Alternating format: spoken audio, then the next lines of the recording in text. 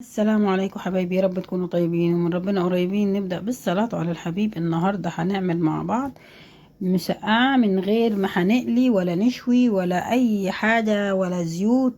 هنعمل أحلى مسقعة مع بعض. فعلا فعلا ضيعنا وقت كتير واحنا نقلي البتنجان والبطاطس والفلفل. هنعمل مسقعة سهلة جدا. أنا مقطعة البتنجان صغير والبطاطس صغير كده مكعبات صغيرة، ومعانا طماطم معصورة، ومعانا طماطم مخرطة برضو صغيرة، وفلفل مخرط، ومعايا بصلة صغيرة مقطعاها، معايا كمون وكزبرة وفلفل، ومعايا توم. بصوا احنا ضفنا اول حاجة جبت طبق كبير وهنحط فيه زي ما شايفين طماطم المعصورة والطماطم اللي مخرطها صغير والبصلة. هنقلب كل المكونات اللي معانا كويس قوي قوي. طريقة سهلة ومفيدة وجميلة جدا وموفرة للزيت كتير وفي نفس الوقت صحية. هنحط كمان التوم اهو وهنقلب كويس، وده الفلفل احنا مخرطينها حاجات صغيرة كده، يعني مكعبات وسط كده. ومعايا البطاطس كمان ضفتها اهو، ومعايا البتنجان. غاسلين الحاجات دي كلها كويس قوي ومنضفينها ومخرطينها. ومعايا بص معلقتين زيت، ما تكتريش، ومش عايزه تحطيهم ما تحطهمش خالص خالص، بس انا حطيت معلقتين اتنين.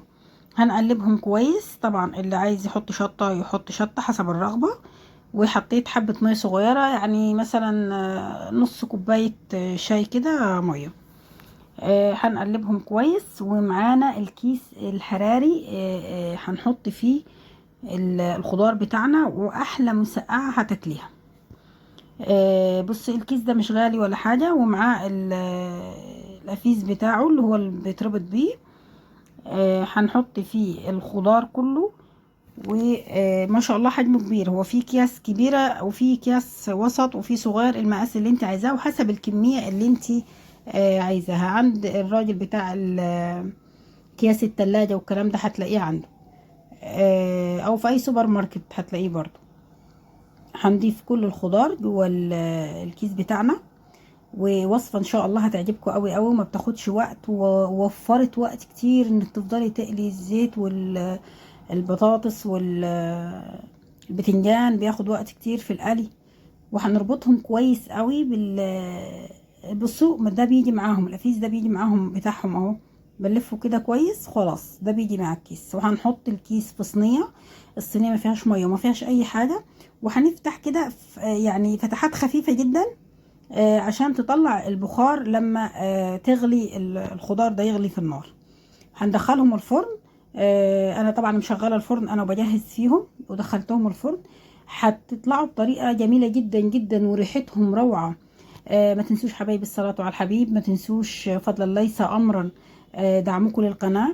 ما تنسوش تدعوا ربنا يشفي مرضانا ويرحم موتانا وموتى المسلمين اجمعين يا رب العالمين. بصوا حبايبي المنظر عامل ازاي، شايفين؟ بصوا يعني بقت زبدة وريحتها تحفة، واحمرت كمان من جوه وجميلة جدا. بصوا بصوا شايفين السوا عامل ازاي؟